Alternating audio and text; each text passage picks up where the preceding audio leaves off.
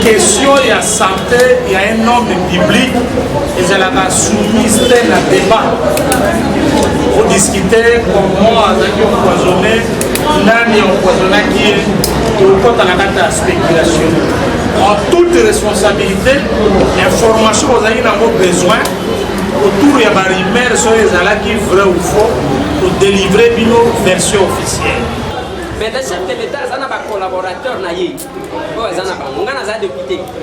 Je ne suis pas de la présidence, il ne faut pas passer la confusion. Il y a un chef de l'État. D'abord, le chef de l'État, il y a un master. Si il y a un master, il y a ni de la présidence, ni master chef de l'État. Chef de l'État, il y a un chef de l'État. Même pour la il faut la salle de gymnastique et le goal à l'union. C'est dans le zolo. Ce qui est à master, ce qui est de la présidence. Nangeni magazine to komi wa bena de boulonnage ba ko ki ozala la présidence accrédité. Toza kuna te donc biso toza kaka bambolo mbolo neye bozabo. Mais c'est temps c'est simple d'opiter. Donc c'est ça qui est dit. Cette nomination que nous avons constatée à la Mongala là-bas, le gouverneur va révoquer les maires nommés par ordonnance présidentielle, mais lui, le gouverneur, va déchoir cette personne-là au profit de quelqu'un qui va nommer sur base de ses calculs politiques. C'est un sabotage vis-à-vis de l'institution présidée. Premièrement, à vous remercier de votre présence en cette séance de presse que nous avons promis depuis notre arrivée le dimanche 18 août dernier. Au cours de cette presse, nous allons devoir aborder 3 points. On va de la disparition du fait Tsumba, ainsi que des obsèques qui se sont déroulées en absence. Nous allons devoir nous entretenir avec vous sur la situation politique actuelle, les enjeux. Je vais vous donner ma vision et ma lecture des faits. On va enfin parler de... dans ces points-là, on va aussi parler de ces nominations que vous avez appris. Tantôt on accepte, tantôt on rénomination par le gouverneur. On va parler de ça. Et enfin, nous allons parler de la question que vous attendez le plus en rapport avec ma santé. Pour le premier point, vous savez, chers confrères, chers journalistes, vous savez très bien que Etienne Tshisekedi Wamulumba a été décédé le 1er février 2017.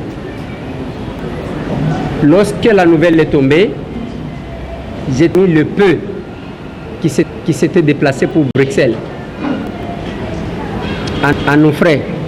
Je me rappelle qu'on s'était retrouvé là-bas, moi, l'actuel chef d'État, Félix-Antoine Tshilombo Tshisekedi, et maître Mukendi. Nous nous sommes retrouvés à Bruxelles pour les obsèques. Et on a attendu pour que le corps du fait Etienne Tshisekedi soit rapatrié. Vous savez qu'on a dû marcher dans cette ville. On a fait marcher tout le monde. Tantôt on donnait des places, qu'on arrachait le lendemain. On sait que rapatrier le corps d'Etienne Tshisekedi, c'était un danger.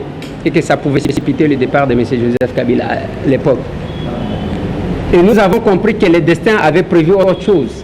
C'était que Tshisekedi reçoive les honneurs qu'il méritait. Voilà pourquoi que ça a coïncidé. 2 ans après, on a enfin organisé ces obsèques-là. Mais il y a eu des polémiques seulement. Les polémiques en rapport avec... On a entendu même les charlatans dire que non, voilà, le cercueil était vide. C'est une comédie qu'on a organisée. Mais si vous vous rappelez bien, quand l'actuel chef de l'État battait campagne, faisait sa... L'unique argument que les adversaires utilisaient, c'était lequel? Il n'a pas encore inhumé son père. Il ne fait que marcher, il ne fait que monter. La malédiction, parce qu'on est africain, dès lors qu'il n'a pas encore inhumé son père, donc il n'aura pas la bénédiction. Mais on amène les corps, on enterre, non, c'était un cercueil vide. Mais finalement, qui dit vrai? Et vous, la presse, vous avez aussi mission de redresser certaines vérités. Ce sont des analyses qu'il fallait faire. Toujours autour de ces obsèques, il y a eu cette souci d'héros national. Il y en a qui ont cru que élever Tshisekedi ou Mulumba au rang d'héros national, c'était un péché, il ne méritait pas. J'ai compris que les mots les plus utilisés, ce sont les plus ignorés. Il fallait commencer par définir c'est quoi l'héros national. Quels sont les critères? Pourquoi on parle avec quelqu'un au rang d'héros national? Nous avions réclamé ici, Madundala, pour qu'il soit élevé. Nous vivons dans un pays où peut-être ce sont les musiciens qui sont beaucoup plus reconnus que d'autres acteurs. Le dossier de Mamadou Ndala était classé sans...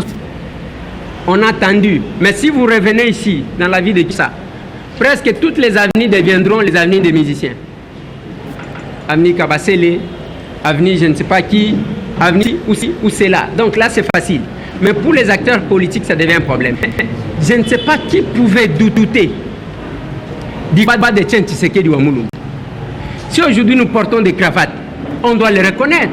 Certainement, ils avaient commencé l'UDPS, le père fondateur de l'UDPS, les 13 parlementaires. Tshisekedi s'est battu. Il a fait parler de lui. Il est resté constant. Je me rappelle, les gens n'ont même pas compris que Kagame était venu aux obsèques de Tien Tshisekedi. J'ai trop de spéculations. Les gens racontaient n'importe quoi. Mais Kagame, c'est quelqu'un du respect vis-à-vis de cet homme. Je vais vous dire le pourquoi. Une fois, Tien Tshisekedi ou Mulumba est allé au Rwanda à la recherche de la solution avec la situation politique au pays. Il arrive là-bas, M. Kagame va lui proposer de mettre à sa disposition des hommes en armes pour prendre le pouvoir par les sangs. Tshisekedi lui a promis de lui répondre. Quand ils sont revenus de là où ils étaient partis visiter l'endroit du génocide, Tshisekedi lui a dit que je ne peux pas prendre les armes pour tuer les gens que je suis censé défendre. Et depuis ce jour-là, Kagame a eu à respecter M. Tien Tshisekedi ou Mulumba. Parce qu'il n'a jamais rencontré un Congolais qui refuse le pouvoir parce que seulement il ne veut pas toucher le sang. Nalingana Lobaboé. Nalinga d'abord, n'a Sabino merci. Nandenge Boya pour répondre à la conférence de presse où na Isaki Binoke. Na kosalango mokolo mercredi lelo pour na ko éclairer bino na makambo elekaki. Point à liboso na lobeli oyo etali liwana kokundama ya Tien Tshisekedi. Lokola nga nazala kité na lobi na bino ke mokolo Tshisekedi akufaka le 1er février. Bande konanga na Kinshasa memba mususo na moni bakomi kolanda chef de l'état bakomi kolata muniere bazolata elongia Tshisekedi bamela champagne na mboka oyo. On ne doit pas oublier ça. On ne doit pas faire des cadeaux aux gens comme ça. Oui. Il n'y a pas question de pardon. On rappelle quand même. Batu bameli champagne. Tomata Pepepo Misatu Ngai. L'actuel chef de l'État, Félix Antoine Tshisekedi Tshilombo, na maître Mukendi Joseph. Tokenda Brel Kolela Papawan. Tangu ya campagne électorale awa na makambo nyonso même avant campagne électorale ba mususu oyo bazaki ba ministre tozana bango ba député balobani azana liba na ba mususu ba gouverneur tokomi na bango ba député azana libabe Félix azana libabe alinga teka ebemba papa na ye yesho mwana toza ba africain nano kundi papa na yote ozokende kosala politique argument bazaki na onka yango wana makambo oyo ya ba diplôme ya kotanga ba yeko bimisango sima tangu bazangi argument. Oh, nano kundi papa na yote, nano kundi papa na yote. Batambu sabiso bokende cimetière agombe. Mabe. Bosala botoke ndata na nselango wana. Mabe. Bazaki ko banga ke soki ebemba Tshisekedi eye ekoti ko balancer bang. Mdoka ndenza bazaka na mabongisi na ye.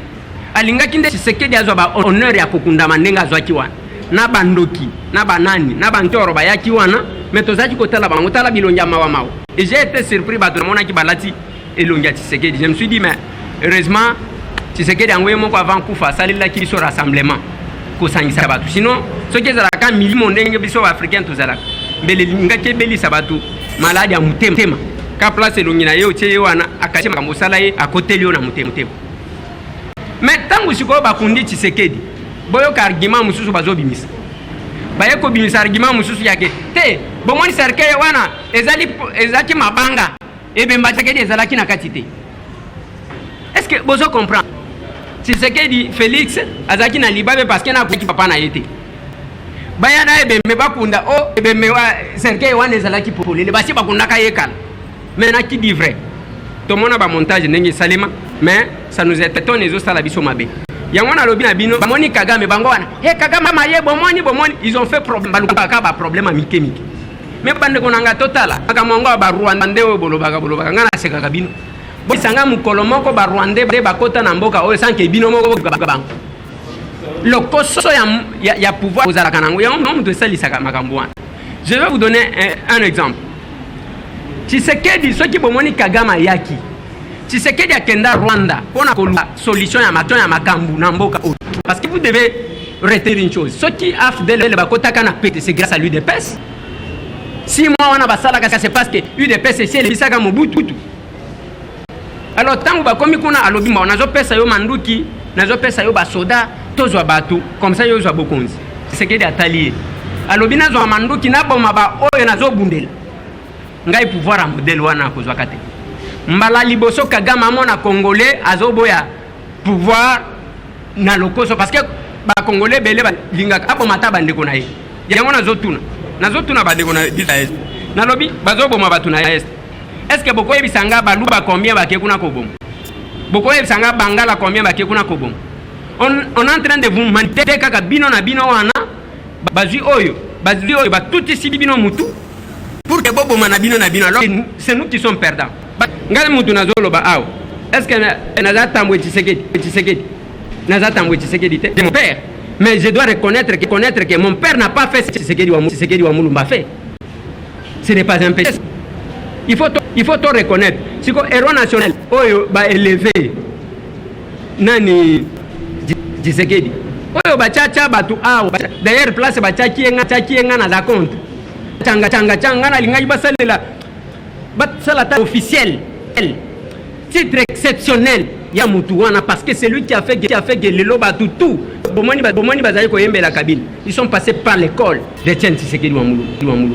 Voilà bande konanga Tshisekedi wa Mulu manabandi mikolezo ya na de mausolée ko déposer gerbe de fleurs nangai ba o ba kozala disponible pour na okende kotika biso akokende kotika biso parce que je dois rappeler que je suis parmi les rares au tata wana zaki avant di à Kanisi. Un jour nazaki ko discuter nan ndeko oyo Ristampet nazolo nae mkololo après makambu ya rassemblement création ya rassemblement bazo pesa biso ba brevet wana bazo pesa ba politicien tata wana na ebima bazalaki ko sala te so ki asa comprendre ki déjà alors ça pesa politicien oh ba yaki ko dédoubler rassemblement aw so ki botali ba photo botuna bango bazavi.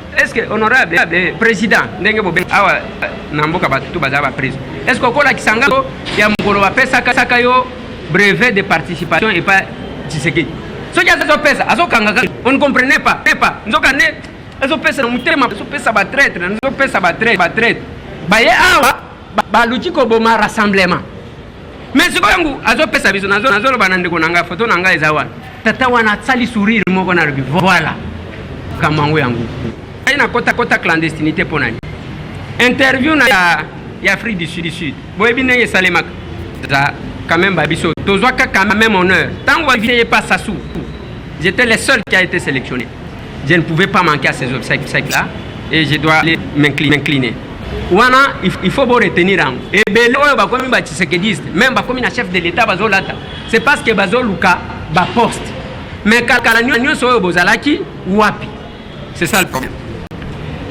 Nalingi na lobela makambu ya mibale za rapport na ba nomination yo boki tonomaki te biso to yebi mukanda wana après to yebi mukanda wana to yebite yango na tatali sibino loi organique oyo ezali kolobela makambu ya nomination ya bourgmestre eza gouverneur te akoti kono balobi ba ko organiser ba élection après ko organiser ba élection gouverneur ye ako investir ba gouverneur ba bourgmestre ndenge bomona kitangu ba nommé ba gouverneur le chef de l'état par son ordonnance présidentielle nda investir ba balobi soki maponomi wana esalemi te moto akonome babourgmestre ezali ka chef de l'état sur proposition ya ministre ya intérieur. Bota l'écart entre un gouverneur et un chef de l'État. Bande konangai. Tous vivre dans un pays de non-État. Maintenant, vous avez même bande konangai. Vous avez CP. Vous avez kaboy. Ndenge tokendaki awa. Omoni ndenge tokendaki ba négociation wana. Ba poste oyo tozwaki. Ainsi de bande konanga na zolo baboye. 23 postes oyo ba pesi na cash. Eza faveur te ba saleli bango. Il y a liboso sur les 500 députés. L'FCC n'a pas 450 députés pour que vous ayez une lecture erronée à modèle loi. FCC baza ceux qui na 350 députés. Bati lukwebo alungwe batikali na combien? Parce que même ceux qui ont 350 députés, 30% oh ba pesa ki yango wana. Et la constitution ne dit pas que bakabola ka nombre ba ministère selon ba nombre ya ba députés au bazana kati. Eza maka mususu ngana zo comprendre te. Et puis bande konanga après dialogue ya Saint-Sylvestre. Tango bayoka ki Félix Antoine Tshisekedi Tshilombo zo comme premier ministre. Basala ki ndengeni. Bakomi bazi ministère mine wana balobi wana bo discuter na ba négociation wana oyo komisa Sami Badibanga premier ministre ministère mine wana ba discuter les loko bandi ko justifier constitution zolo baboete mais toza na jurisprudence bino bo sala ki bo epice peto sala ministère mine wana ba kokaki jamais ko discuter pona yango bozo mona même makambo ya ba bourgmestre oyo batu bazo sakana na bato. Même quand on se met, si lui déperce les lots, bakoti ko sepela ke ba pesi bango 3 bourgmestres eza soni sur 24 bazo pesa donc biso to pandi wana pour que FCC akabela kayi biso oyo sepeli nango. Si vous faites les calculs par rapport ya tango bazaji ko débaucher respecter ba débaucher plus que nous alors. Sami Badibanga tango ba débaucher bango bakendaki na batu combien de l'opposition o bakutaki na gouvernement. On peut faire les calculs par rapport à ça. Fourchette nangonga wana ezalaki à combien? Mais oyo biso to gagner na lobby bien to salini to gagner. Na lobby to gagner. Et tango nazolo ba to gagner wana ngai na yembela ka Félix et na yembele ya kamuni. Na lobaka boye. Félix azali kaka incarnation ya bitumba na biso. Bitumba wana to bunda biso nyonso na ba Martin Fayulu Madidi. Na ba mutu to bunda na yebi tumba wana te ka muzito to bunda na yete. Nazo tanga ba oto bunda na bango na sali mabe. Oui. OK. Ba Martin Fayulu to bunda na bango. Ba Félix Antoine Tshisekedi Tshilombo to bunda na bango. Moïse Katumbi aye kokota to bundi. Muzito abunda te parce que amela gaz te. Yango bo moni tango baloba ki makambu yake to lingi to marché le 30. Ba communiquer bino ba journaliste peut bo rappeler. Ba communiquer que muzito yako zala na ngaba. To bona ba se retrouver ba kutu na Pascal. OK, kuna yakana no mela oyo kanenge to ka kanchunga. Boya nanu bomela. Et yango nazo regretter tilelo. Vienanga Martin Fayulu akokaki ko continuer na kosala opposition te ya komela gaz amela ngo trop. Alinga jatikela ba vieux Adolphe Muzito banani mususu wana. Ba memela pe ya bangoti. Ozomon. Et quelque part là, ezana parenthèse na fongola kite na tango na lobeli makamangwa politique botika na fongola ngwamu. Mena silisa. Mais tango bazo pesa biso 3 bourgmestre sur 24. Et bino bozo beta mamaboko. Bazo sakana na biso ti. Biso to komi lokola to salela ki FCC oya sepeli na ngwa kabeli biso mwa muke. Donc, et lobby boko wanga na bao bazo saboter bino. Bao bazo lo bakeba kabela ki bino parce que vous ne revendiquez, vous vous réjouissez pour des miettes. Et c'est insupportable. Donc, Makambu, il y a nomination Ezamabe. Namongala, pas nommé. Maire de la ville nommé par ordonnance présidentielle. Balongoli n'est pas gouverneur. Est-ce que tu dois comprendre? Nalomami kuna gouverneur il n'est pas nommé. C'est quand même insupportable parce que la loi ne les autorise pas. Et moi je vais demander au chef de l'État que le chef de l'État, il y a Libosonengo Zotinda Batouana 23 au Yakash. Yona mwana mboka Vital Kamerhe. Botinda ba combattant ils a soirée de Galaté. Ils ande na bitumba batu bazana mutu, batu bayebi ko débattre, batu bayebi loi, batu bayebi mboka. Parce que ba décision non ce chef de l'État cause en concertation na premier ministre. Premier ministre il faut qu'il ne koyoka na conseil des ministres. Il faut qu'il na conseil des ministres wana ba yoka ba idée. Ce qui boko za la complaisant. Tokota la bino. 2023 yango ezoya. Biso tozana problème te. et nde place wana pe nazolo ba jeune botika makambo ya komilela tokozala lokola ba mama na biso zaka parité te soki obundi oko se retrouver kaka soki ba yebi ke mwasi wana zaka mayele oko se retrouver kaka oko bondela mutu te.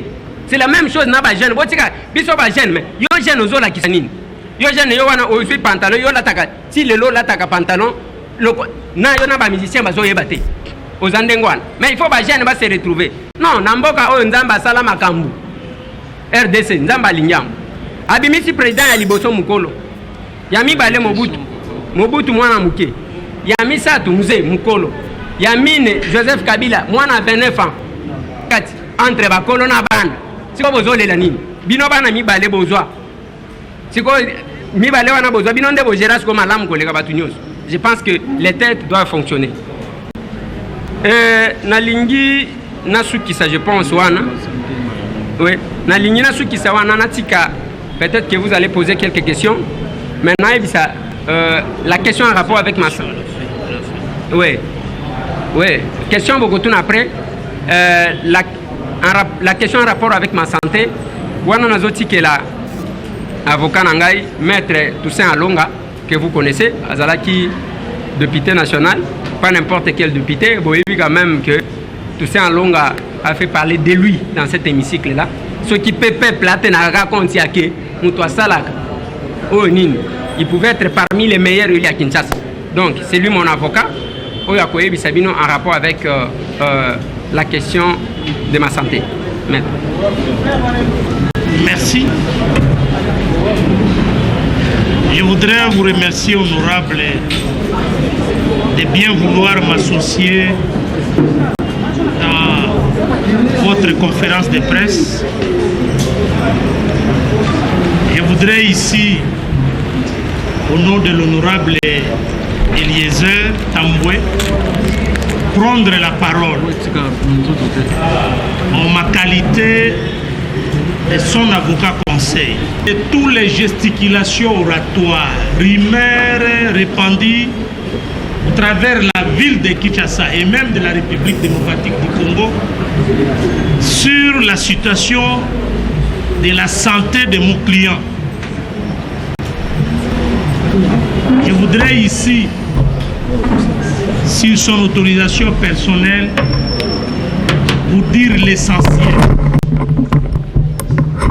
Nous confirmons ici que l'honorable Eliezer Tamboué Mwana Baye a été bel et bien victime d'empoisonnement. Comme cela se confirme par ce volumineux rapport de son médecin. Je crois que c'est l'essentiel de tout ce que je peux vous dire. Vous avez maintenant la version officielle. Je vous remercie. Ozaki lelo zolo belayi de peso zolo ka poste na diaspora ezana ba kulutu na bino ba kulutu o ya bino we balobaka ke ndeko Eliezer azaka te ba kulutu na nengo lobiti ndeko Eliezer azaka mutu aner mais ozana kisasa ti Kaleve pe lelo azali susu mokonzi aner te oyebi avantage lokutata soki o melisi ngo batu nyonso ekoyebana kaka lelo ba service nyonso ya sécurité ezana maboko ya Félix Antoine Tshilombo Tshisekedi oyo azalaki na ner ayebiye mwana mboka Kaleve Mutombe azawana bao bazaki ba agent double o babenga lelo bayebani bako yebana Monsieur Tamboué eloko elobisaka batu wana ezani omoni batu babotama baza penza mibalite babanga ka bibanga banga tango zomona moninga zo sala eloko moko boya ko sala te alobi oyo akosala ngo pamba te oyo faut azala ka mutu na bango otangi Maman Olive. Oui, j'ai accompagné Maman Olive, je crois, dans 2 voyages. Premier voyage na accompagné qui était bakendaka Lubumbashi Sylvie Bongonde nekonanga ya mwasi abenga kangai na rejoindre de tosala première conférence de presse. Mituna na tuna Maman Olive etikala historique ti lelo. Nani mutu akotuna? Mituna wana na tuna ye soki ezalaka mutu mususu na bite batu bakendaki mema akokutana na Moïse Katumbi. Kobanga kotuna mituna. Ah, bino ba journaliste. Bozo tuna bato ala mukate ka koyemba jalelo parce que vous avez besoin de la sympathie. Depuis basali remise et reprise, passation de flambeau entre Moïse na Bemba. Qu'est-ce qui fait que Jean-Pierre Bemba zolo bate? Boko tunate. Voilà des questions. Moi je pense que un bon journaliste c'est celui qui réfléchit. Si les lomo tuna yambate, on a zele kati. Oh, dommage que bon pekisinga na la journaliste, mais papa est mon lire à présenter. Bon, naibi, mais bazo kanganga kati, mobeko pe pekisite. Mais ka batunde ba pekisinga. Mutu moko atikala na mboka onana yambate. Kombo na ye Joseph Kabila. Na batu tout. Oya minene boyi. Joseph Kabila. Wana nde nazala ki kozela ke na ko kanga ye même na nzela na tuna ye mutuna. Mais na tuna te. Mais tangu na kei na voyager en tant que journaliste na tuni tuna. Tangu na tuna kaye est-ce que mobile na yo à travers ba question na ngande boyeba ke Kabila azaka musulman te. Bozali ko loba qu'il était musulman. Natuna. Est-ce qu'il a respecté la constitution? Natuna est historique. Donc, bah bazolo bana habité Koluka Post. Na 2011 après l'élection en 2011. Si telenga mutu moko akota clandestinité pour na Tshisekedi. Ngamoko. Na mwana mobali oyo miboma na boma. Na boma oyo miboma ka pour na Tshisekedi. Ozomon. Donc, ezana histoire okotiko boya te. Moi je ne fais pas un clin d'œil à l'UDPS. Même au ngana zoloba na yoki olobeli makambo yake bon banome président lobité yo siko ne olinyo lobela makambo ya ba bourgmestre. Mais attendez. Donc toko senga ya ona zoloba. Il ne faut pas que le chef de l'État Félix Antoine Tshisekedi Tshilombo abela maladie ya Kabila. Oya koloba chaque jour que nazaka na ba bon collaborateur te. C'est le moment qu'il puisse choisir des bons collaborateurs. Donc pour que Batouba réagir, il faut que y ait moko. Donc, à Kewana, senga yazo a paou, abanda ko tirer baka niveau. Je pense que c'est quand même trop lui demander. Les chefs de l'État azana oyo akotiko sala, bisope tozana oyo tokotiko sala, ba collaborateur na ye, ba oyo anoma ba oyo bazotambola na mituko zomona kaka boy. Président de la République, bazo sala ba dégâts même aw. Ba oyo basi ba sombi bandako aw. Ba oyo basi ba futi ba nyongo aw. Na lobibu. Bao basi ba sombi bandako. Bao basi ba futi ba nyongo. O ba tondi kuna ba komi pe ba prêtre. Biso to kende ko fuka maka kuna. Est-ce que zo mona to komi wapi magazine o ya accompagner bango. Na ba Edi TV oyo, o ya accompagner bango. Ba caméra e beleza là. Yango mutu zaji ko accompagner idebe. Bozo mona ba ona présidence. Ba mercenaire. Ba tieli biso kuna. Na lobini. Ba mercenaire. Ne bazakuna. Ce sont des mercenaires. Si quoi tant que bazo mona bateau ba yebi vérité yango zo mona communication un peu ezotambola te. Et là je regrette quand j'apprends si c'est vrai que le chef de l'État a joué l'issou ministère de la communication et médias pechango l'UNC ngai na kolela.